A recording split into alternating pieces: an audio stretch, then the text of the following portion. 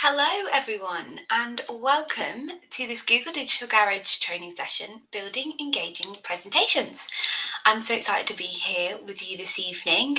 My name is Kirsty. I'm a trainer for Google's free skills training program, Google Digital Garage. I've been working on this program for around 6 years now, and I absolutely love working with individuals, businesses to help them find their confidence and really know how to get themselves that clear presence online. So I'm really excited to translate that into you as individuals here today, really starting to think about presenting yourselves, presenting topics on your business. Maybe you're a uni student or a college student, you're wanting some tips on how you can start improving your presentation skills. But I'm not up here alone. In the chat, you might have already said hello. We have the lovely Tessa.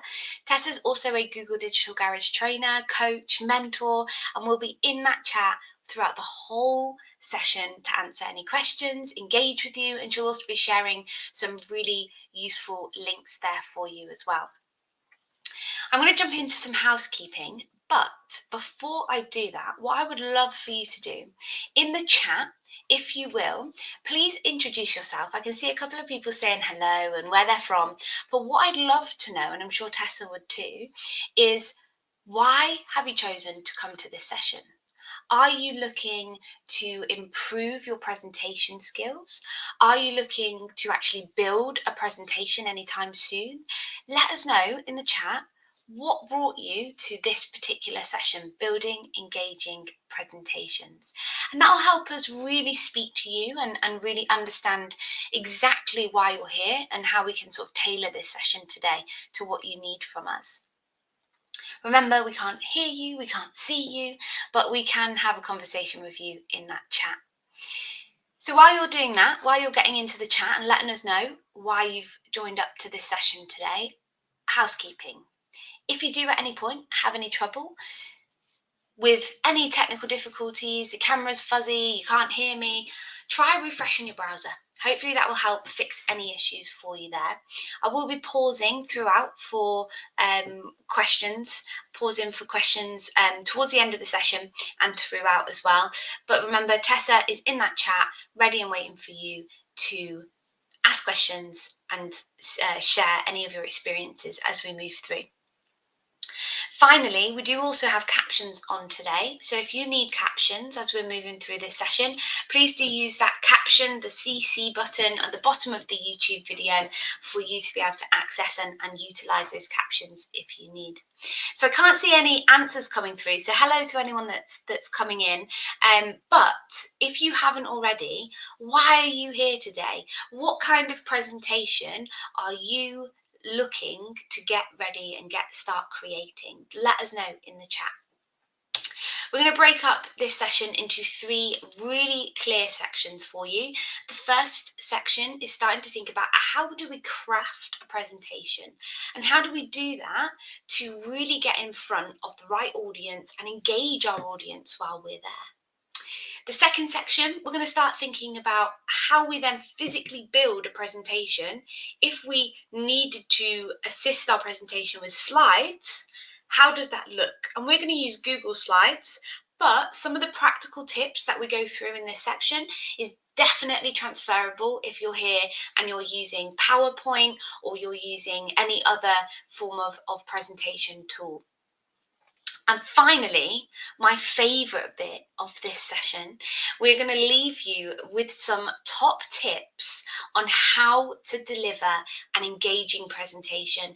And that is transferable to this situation, if you're in a virtual presentation situation, or in a face-to-face, standing in front of a crowd and really trying to engage the people that you are talking to. So that's how we're going to break up our session. And I can see a couple of answers coming through yet there. So Katya, I want to get some tips on how I can take my business presentations to another level beyond the standard PTT. Absolutely. And that's why I love that third section, because it's all about taking it to that next level. And the fact that we actually don't need a standard PowerPoint. We don't need that standard kind of PowerPoint presentation behind us when we are delivering a presentation. Anna, I'm looking for more insights and presentation skills. I've done presentations for years and more than one time a week, and I'm looking to learn something new. Oh, Anna, we have a pro in the house. But hopefully I might have something that I do in these presentations that you can take away with you. And maybe I do something that you can take away with you, and you think, oh, I can take that and make that my own, and really take that into my presentations as I move forward. But thank you so much for both of you sharing that. So, first section, starting to think about crafting your presentation to really engage the audience that you're talking to, whether that is virtually or whether that's in a face-to-face scenario. First things first, why do we present? Now, there's three core areas and three core reasons that we would be building a presentation or we'd be presenting to an audience, to a crowd. First one, communication. We want to communicate whatever we've discovered, researched, our interest, our business, whatever it is that you are delivering. So we're communicating an idea or a sales point, a product, a service, whatever it is in your presentation. The next core reason that we might present, to persuade our audience round to our way of thinking. And finally, we might be instructing them. We might be delivering an educational presentation. Nobody knows what we think until we speak it or we write it down. And delivering a confident presentation and being able to have a conversation and really get that energy going with your audience, whether it's a virtual situation like what we've got today, and I can see some emojis coming through there as well. Love an emoji in the chat. But whether it is a virtual conversation like this, or whether you are going to be stood in a room with a board behind you with your presentation slides. And the way that we communicate can be such a powerful tool, hugely powerful, when we have a clear idea of why we're presenting. Are you presenting to communicate? Are you presenting to persuade your audience? Are you presenting to instruct your audience, or a combination of one of these core areas? And the way that we can build towards that reason, then we can dive deeper into our language that we're going to use, how we're going to express ourselves, how we're going to hold our body language, which we're going to talk about in today's session. So tell me in the chat, those of you that are here and active, to you, what makes a good presentation? What's a good presentation? If we were chatting in a room and we were talking about, I saw this presentation once and it was amazing because, what would be the reason that you would think, that presentation was so good? Tell me in the chat and I will come back to your answers. And this is going to be individual. Some people really like presenters that talk to them directly. If they're in a face-to-face room, they make eye contact. Some people like it when someone's very energetic and they're all over the floor wherever they are. But yeah, I can see that we've got a couple coming through, but I'll wait until they come through here. But yeah, think about, okay, what makes a great presentation to you? And when you're delivering a presentation, do you embody what you know works for you as an audience member? Do you actively try and practice that? We've got Chandra, engaging. Okay, so something that's engaging, something that's drawing you in, which this section is all about, right? How do we build a presentation that's engaging? And I'll wait for a couple more to come through there. Number one, when it comes to creating and crafting a presentation that really engages with your audience, and I can see more coming through, Katia, maintaining interest, absolutely. And thinking about the ways that you do that, right? How do you maintain interest with your audience? Well, first of all, we want to know who they are. We need to understand exactly who we're going to be presenting to. Who are we speaking to? Why are they there? What are their pain points? And sometimes, just like I asked you at the beginning of this session, let me know why you've joined today. And a few of you said, "Oh, I'm already presenting, but I'm looking to brush up on a couple of skills, or I'm currently doing the standard PowerPoint presentation, and I want to take it to the next level." At the beginning of your presentation, can you set that tone? Can you understand your audience? Because you might have a couple of points in your presentation timeline where you have a little bit of a story and a connection point that you can bring up to connect with your audience. But unless you actually know who's in front of you and you engage, like a few of you have said, I can see there, Bazola, ability to capture the attention of the audience, yes. Laura, someone who's confident and knows what he or she is talking about. So all of these are so relevant, because when it comes to thinking about your audience, we need to understand what kind of audience they are and what they need from you to be able to deliver your information, whether that's to persuade, to communicate, or to educate, in a clear and concise way. Yes, so thank you so much for all those answers. Anna at the bottom, I can see there, receive knowledge in an interactive way. Absolutely. I am definitely someone, as a learner, when I'm attending presentations, I need that person to have some kind of interaction or interactive activity during a presentation, anything over half an hour. And if I haven't had to do something, my concentration span is not great. So I definitely feel you there, Anna, with that answer. So first of all, we need to research our audience. How old are they? What profession are they in? Where are they located? What's motivated them to potentially sign up and attend our presentation? What are they hoping to understand or learn if we're educating them? Or are we at a stage where actually we need to understand the level of understanding our audience is at in order to deliver our content and our presentation content at the right level for the audience in front of us? We might have complete beginners in front of us, or we might have experts, depending on your sector and how you're delivering. So first of all, understanding your audience, research them, almost build a persona like you would for marketing on the type of person that you are going to be delivering that presentation to. And then you can start building what we call an empathy map around your audience to understand, okay, what are they there for? What are their pain points? What are they really looking to take away from this session? And someone said in the chat, getting to the point, being clear, right? Yeah, absolutely. So important. Can you be clear? Can you be as concise as possible? Remember, I've just told you attention spans are short and they're getting shorter. So we want to make sure that we get to the point. We have that concise amount of time as possible in order to connect, engage, interact, and deliver the information that is part of that presentation.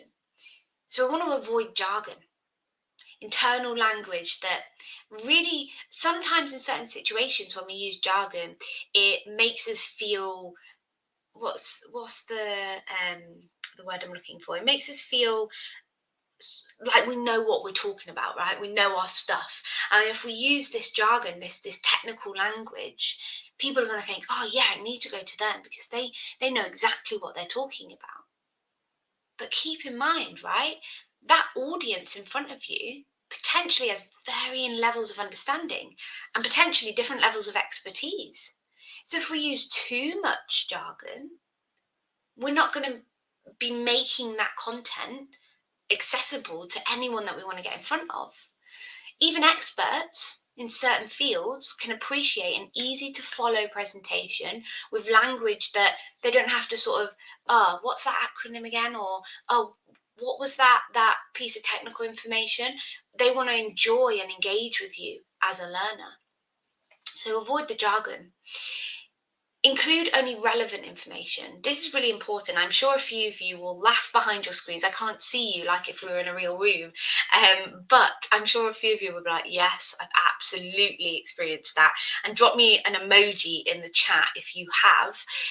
How many of you have been to a lecture, a presentation, heard a teacher speak at school, whatever the situation, and just thought, oh, I could have just read the slides. Why am I here? This is so boring. They're just reading what is on the slide. And there's so much information on the slide that you can't even read it yourself from where you're sat because it's just too much to take in. And I can see a couple, yeah. Absolutely. Drop me an emoji if you've been there before. It's the worst thing ever, right? So what really helps me when I'm building a presentation is sometimes I'll get all of my information out there. I'll kind of just get it out as much as possible. And then I'll go back through that and I'll just delete anything that I actually think, okay, this is bump. It's not information that's relevant. It's just bump that I've put in there because I was trying to think about what to say.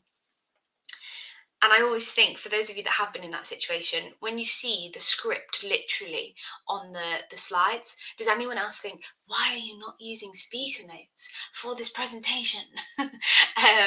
Because it doesn't allow you to be clear. It doesn't allow you to be direct with the information. So when we know our audience, we're starting to understand, right, we need to be clear, we need to be to the point, we need to be as concise as possible with as least jargon as we possibly can. The next thing to start thinking about is, what's your story? And people connect with stories. Human beings have been telling stories since we began. It's the way we have communicated for a very, very long time. And being able to connect with your presenter, your teacher, your lecturer, whatever it is that you are as a presenter yourself, as someone who's delivering presentations, if you can curate a story with your presentation, you are going to make it memorable. You're going to make it entertaining. You're going to grab their attention. You potentially, depending on the topic of your presentation, are going to create space and room to evoke emotion and empathy for the cause that you're talking about, which can lead to ideas and spark the imagination.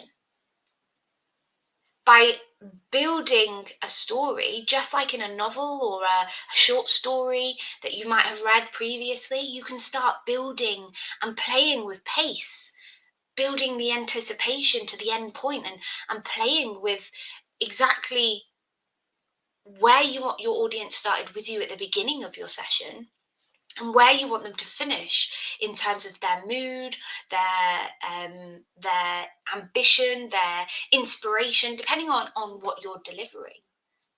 You can really start to build that. And if you're there to persuade, again, by making a emotional connection, building that anticipation, using your audience's imagination, you can potentially be very, very persuasive with what you're delivering. Now, there's loads of different ways that you can tell a story, and there's a couple of different story structures. There's 4 key ones that I would write down. So if you've got a pen and paper in front of you, and you can do a little bit of research around this, but there's 4 different types of storytelling or story structures that you might use in different presentations, and their origin. So I've started here, this is where we've come from, this is what we're building, so your origins. Your future vision story is another type of story. So this is where we see ourselves, and it's that big picture, that inspirational picture for the future. Your failure or success story. Now that is very, very good for stories, for presentations where you're trying to craft something interesting out of data, for example. So things like board reviews or sort of annual or monthly check-ins for performance reviews with your work. Failure and success, amazing type of storytelling to build into your presentation. And the final one is a realization story type. So the 4 story types: origin, future vision, failure or success, or realization. And realization is that I was doing this for years, and you've probably heard this from a lot of different business owners and successful individuals. I was doing this and I had this potential work, and I realized I needed to sort this out and I could achieve my dream. So it's that this is the point for me where I realized I want to do this. So if you were pitching something like your business idea to an investor, you might want to tell a story of your brand and how you've overcome a challenge. So potentially that might be a mixture of origin story, but also failure and success. So you can combine some of those story types throughout your presentation and just bring that full frontal, full front in front of the person that you're talking to bring that concept to life. So I want to show you an example of a story. I have a customer who previously didn't have a tracking tool on their food delivery cars and saw no need for one. They had an employee who had been with them for many years and had their complete trust. However, one day they discovered that the driver had been making stops on the way to deliveries, which resulted in a number of customers receiving cold food and a few bad online reviews. If this business had a GPS tracker in their drivers' cars and told all their employees about it, they could have prevented the unhappy customers and maintained their excellent service reputation. Tell me, what type of story type is that? Is it an origin? Is it a future vision? Is it a failure and success? Or is it a realization? What kind of story type would you say that story is there? Tell us in the chat and I'll come back to some of your answers. So they've had an employee, something has happened, and now we're going to persuade them to buy our GPS system. So think about that. Make sure you're doing that thorough research. Doing proper research is really, really important. There is nothing worse than having a statistic or having something that you say during your presentation and you get a question where you haven't used credible sources. Make sure any research, any statistics, any images, anything that you're using as a point of persuasion or communication has been sourced properly and you've credited the sources. You can see actually on our slides where we've got any statistics or anything like that, we credit all sources. Really, really important for your credibility. Include references. If you're quoting something and it's from, again, a credible source, show that on the slide. Make a point of showing that off. Make sure your data's up to date. You're using data that's recent and you're localizing that information. If you're presenting something about the high street in Liverpool, I don't want to know statistics about the high street on Oxford Street in London. So make sure you're localizing the data that you're collecting to persuade, to educate, whatever it is your presentation is for. Because that's going to allow you to curate this story, but also use credible statistics to back up what you're doing. And I can see a couple of answers there coming through. A realization story, failure and success. Yeah, absolutely. I actually think it's a bit of a combination. So that's why I said before, you could have a combination of the two. I feel like the aim is to get them to realize with the story, but the story is sort of a failure and success case study, isn't it? But anyone that would be listening to that failure and success story in the audience that's had a similar situation maybe, or potentially needs a GPS themselves might be like, oh, I didn't even think of that, but absolutely. So yeah, so it's definitely a bit of a combo, but I'd say more in that failure and success bracket. So make sure you're doing your research, you're backing yourself. When you're using visuals, again, go back to that question where you shared those emojis. We want to use something that is visually stimulating, it's visually pleasing, but we want to think about, again, color, really no more than using kind of 3 primary colors on a slide. If we use too many colors, it can be overstimulating, and actually, because it's so overstimulating and it's so distracting, we don't really know where to look with all the color, that could start to detract from the information that we potentially are trying to communicate. If you're going with a certain look, can you build that into a theme so that all of your presentation feels similar? It feels and looks like it's all been built by the same person or brand, or whoever it is you're delivering for. And if you're going to use infographics, like the one on the left-hand side of this potential option out of the two, are they clear? Are they concise? Go back to that point. Are we using any unnecessary elements that don't need to be there? They're actually more distracting than they are useful.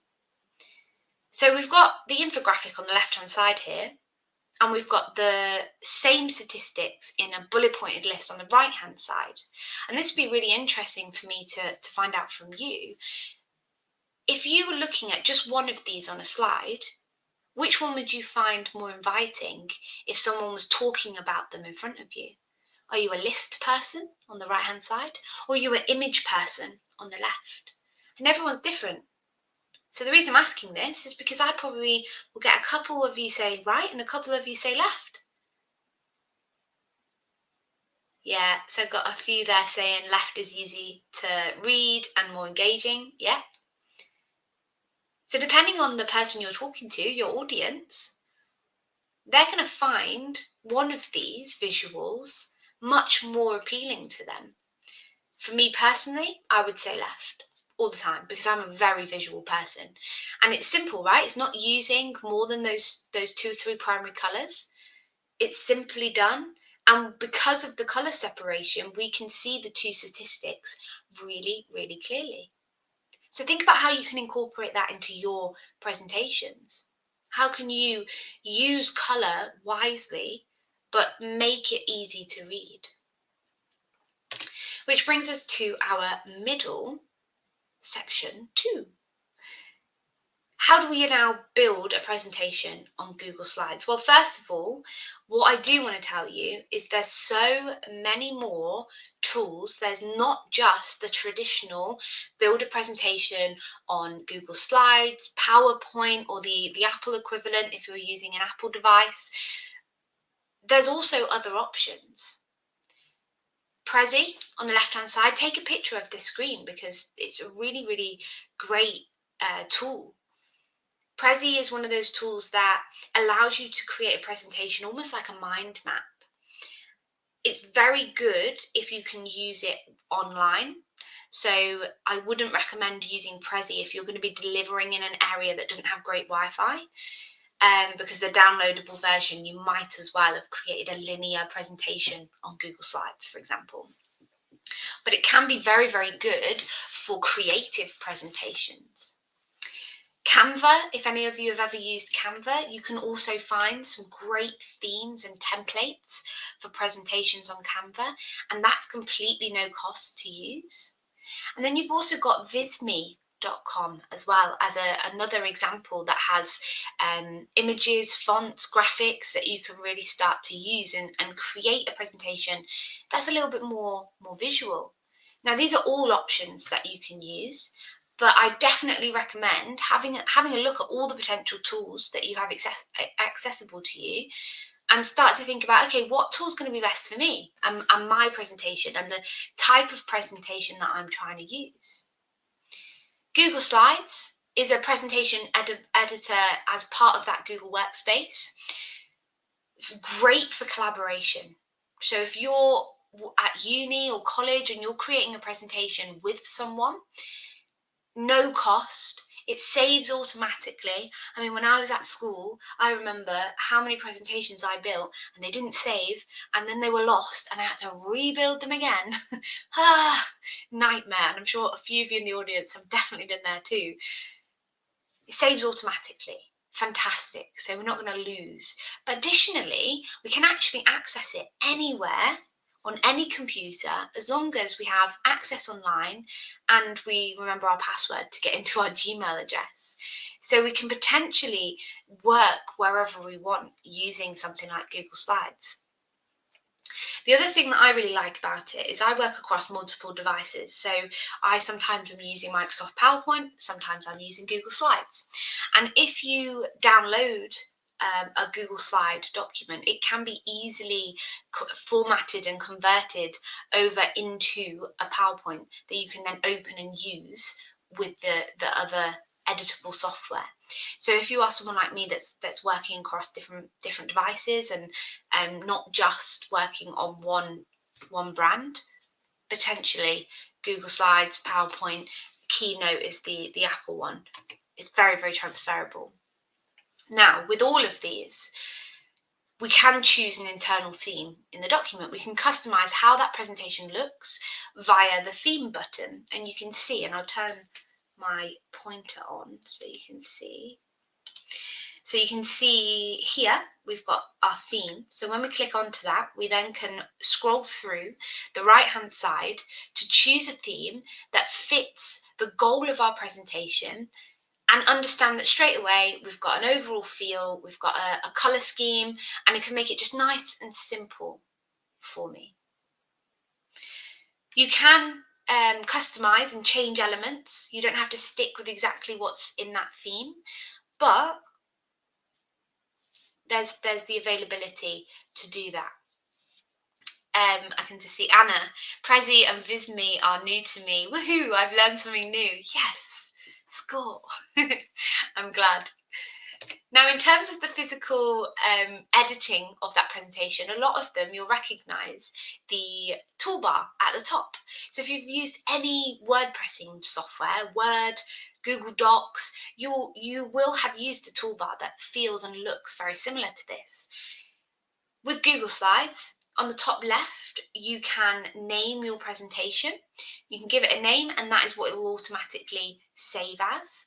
Then we have our normal kind of file, edit, view, insert, so we can start to go through any of the options for actually building, saving, downloading, making a copy for the standard menu that we have there. But then we have this toolbar underneath. So we've got being able to add a text box, add an image, add shapes, add lines, and also in here we can add arrows. If we're looking to edit the actual presentation itself, we can always change a theme if we feel like it doesn't work. The layout, really nice little section here, that actually drops down into a box where you get options for the different types of slides that you might use. So some slides might have just a headline, some slides you might want a graph on it, some slides you might want a bullet pointed list on it, and it'll give you all of those different layouts. So again, you can make it just one click, nice and easy to build that presentation. Now with Google Slides, in the top right, you'll see a bar that looks like this one. Now to present, we want to click this arrow here and we want to select presenter mode if you want your speaker notes as a separate window, or if you're confident and you don't need speaker notes, you're going to just press this button here, slideshow, and that will allow you to go full screen with your presentation and deliver that to your audience. But a lot of you will be familiar with that, but it's just sometimes nice to recap any of those. Now, the other option that's pretty new that we've got is this Google Meet sign here to the left of the slideshow button. Now, if you are delivering virtually, what you can actually do here is start a Google Meet directly from your presentation with this Google Meet icon. So you can share the presentation into your Google Meet, or you can share your screen in the Google Meet and use the slideshow button to make it full screen. So you've got a couple of different options there from a virtual level. So once we're into actually building the content, we set up our theme, we started to think about, okay, what do we want on the slides? Title, is it impactful? Are we making a presentation that makes your audience, like it says there, creating presentations that wow, rather than just making a good presentation? How can we do that? Well, the title is a huge part of that. Huge part of that. How can we create a title? And actually, out of these two titles, I actually think the right side is the best. Make good presentations. Short, sweet, and it's telling people exactly what we're going to do. I might change the word good to make great presentations if that was my title. But on the left, make presentations that wow, or create presentations that wow. It is more words. So again, starting to think about how can you use less words, be as direct and as concise as possible, and tell people from those 3 to 4 words in a title exactly what they're going to learn from your session, your presentation, whatever it is you're delivering. And the same goes for when you're on the slide, and we just talked about this a second ago. Too much text on your presentation can be so overwhelming. And again, it just makes you think, oh, can I just get the slides? Because I could learn everything I'm learning with you by just reading them myself. So the least text that you can have on the screen, the absolute better. In terms of building that presentation, there is no magic number when it comes to the slides. So this first bullet point, but consider the time frame you've got and the amount of slides that you're using.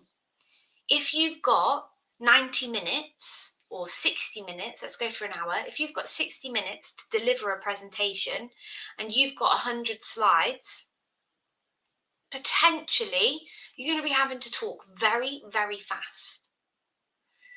Keep your bullet points concise. Again, pacing. Is your font readable? And can you play with the pace?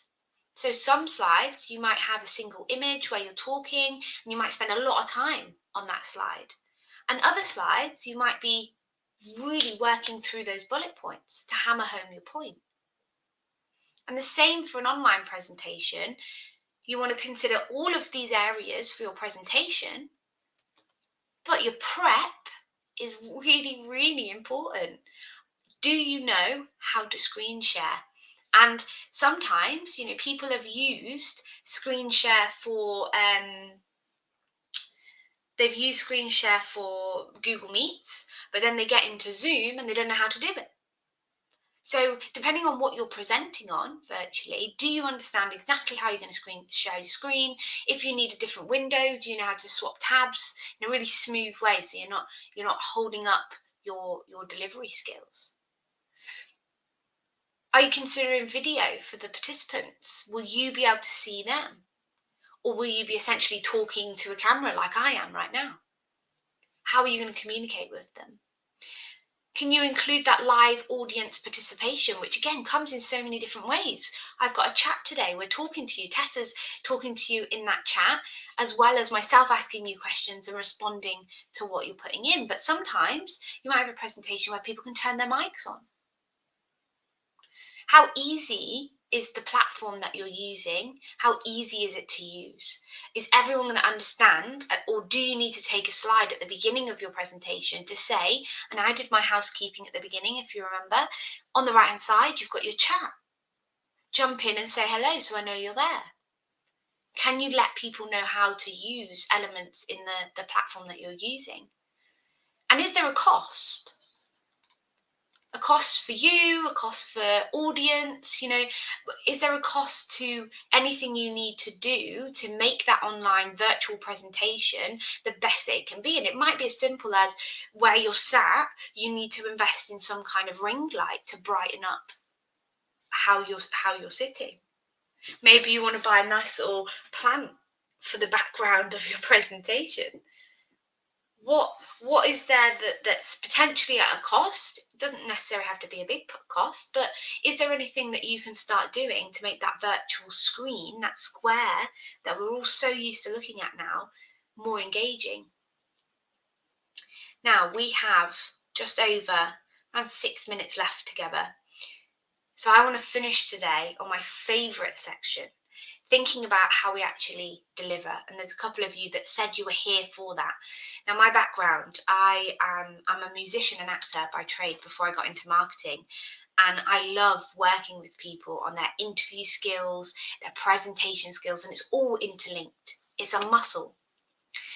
And the first thing, and we talked about audience already, but how many people are you presenting to? Think about the space you're presenting in, the crowd that you're talking to.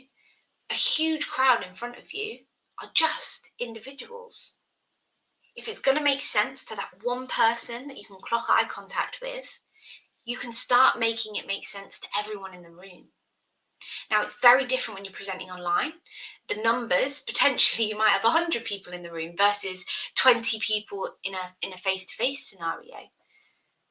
But still treat that camera, the way you're talking to your screen, like it is a human being, like it's one person and you're having a direct conversation where you were talking about what you are delivering in a passionate and connective way. Of course, having interactive moments, so asking questions, using different tools for interaction, absolutely can really, really help engage that audience. But when you're thinking about the size of your audience, and a lot of people get nervous about a larger audience, but how can you, not for just yourself, but for your audience, how can you start to work through that crowd to make everyone feel like you are speaking directly to them? And some of the top tips to really make everyone feel like, yes, I was really engaged with that, I was loving it. Interact, ask questions. Don't just talk at your audience. Again, take yourself back to that boring presentation you can think of that you've attended. When people ask you questions, or when people are responsive, be appreciative. Follow up. Remember some of that information. I really make it a mission when I'm in a face-to-face presenting scenario. I ask people, why are you here today? What's this for? And I'll make sure I do that across different points of the room, so I'm covering the space. And I'll make it my mission to remember 2 or 3 of those answers throughout my presentation that I can come back to and say, oh yeah, and earlier you said this. Show that appreciation. Listen, and that's an example. Actively listen. Practice that skill of taking information when you're nervous and you're trying to remember what you want to say, and being able to slot that next to the facts and the presentation, being able to slot it just there on the spot and remember it and recycle that. Don't avoid that audience engagement, especially when you're nervous, because actually audience engagement can help your nerves go, oh, I'm good, I've got this. And definitely, if someone asks you a question, don't just make up the answer. Don't be afraid to go, oh, do you know what? Come and speak to me in an hour or so. If I don't know the answer, let's swap emails, or let's follow up with this in whatever capacity you can follow up. Avoid content overload, and this relates really about not just on the screen, but how you're talking. Everything you say, remember the story. Does it have value? Does it have a clear focus? Have you got 3 key things that you're saying for each slide? Or do you have 3 consecutive slides with one thing to say? So remember that pacing. You can change that pace. And finally, pausing, really, really important, especially if you're nervous, if you're someone, and again, give me an emoji in the chat. Anyone that suffers with nerves when they're presenting, give me an emoji, because everyone does. And it's sometimes nice to see that we're not the only ones that do suffer with nerves when we're getting in front of people to talk. I mean, I still get nervous, especially on face-to-face events. And it is something that you practice, you learn to control, and you find techniques that really work. But pausing is one of my biggest top tips for nerves. If you can take a breath at spaces like, I've asked a question, and I'm waiting for my audience to interact with me. Remember how if I ask you a question, you don't know the answer straight away. You've got to think about it, then you've got to respond. But sometimes when we're nervous, we ask a question, why are you here today? Okay, good. So we're going to fall on because I'm really nervous. And I get that kind of nervous giggle and a bit of a froggy throat when I'm nervous. And the pause can really, really help. Now, to finish up, your voice is so, so powerful. So how we're using it is really, really important. How can we adjust our voice to really convey everything we want to get across? And we can do that through volume. If we've got a larger group, we might want to speak louder. If we're using a microphone, we can speak quite conversationally. What's your style? Again, that's going to relate to your audience and the subject that you're talking about. Are you quite conversational as a presenter? And how do you need to adapt that for the people and the topic that you're talking about? In terms of your tone, are you making your tone variable, so you're making that presentation as interesting as possible? We're not speaking in a monotone voice that's really boring and just sounds like I'm reading everything off a screen and now everyone's going to go to sleep. So are you conscious of how you're speaking, how you're pacing everything you do? Which brings us to pace. Again, are we varying that pace? We might have some that are lists and we're moving through those bullet points. Or sometimes we might be staying on a slide and really having a conversation around that. Body language with your voice is also very, very, very powerful. Gesture, stance, your facial expressions, they're all really, really important when you're being watched by an audience. And sometimes when we're nervous, we lose control of that. We have tics and we have, sometimes we have nervous tics where we play with our hair, we bite our nails, or we scratch, or we shift, we move, right? So again, how can you check in and check, okay, are my nerves making me tick in weird ways that make my body language not communicate the message that I want to get across? There's loads of research to do with power poses. So I recommend that you go and research this in a little bit more deep. You research this in a deeper way is probably a better sentence. So holding a power pose before you go onto stage or onto screen, depending on the type of presentation, can really help you just lift that confidence. And my favorite one is that one on the right, the Superwoman pose. It can really help you feel strong, comfortable, ready to go, lifting your chin, you're ready to make eye contact. So it's definitely a great one. And also the one in the middle, the can sometimes get that energy if you're lacking in energy before a presentation. So do a little bit of research into power poses because they can really, really help you get started, and be mindful of things like your stance. Am I open? Am I delivering? Am my palms up? Am I talking directly to my audience? Am I moving too much? Am I moving back and forth? Am I swinging on my chair because I'm nervous? Am I crossing my legs? Am I moving back and forth? Am I in the frame?